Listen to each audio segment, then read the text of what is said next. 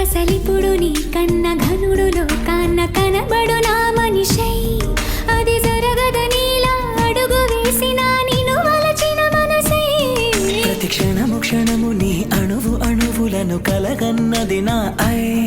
ఇన్ని కలల ఫలితమున కలిసినావు నువ్వు తీయటి ఈ నిజమై నా చేతిని వేడని నీ తనువై నా గొంతుని వేరని పేరు నువ్వై తడి పెదవుల తళుకవనా నవ్వు నవనా ఎంత మధురం పూలనే కునుకేయమంట తను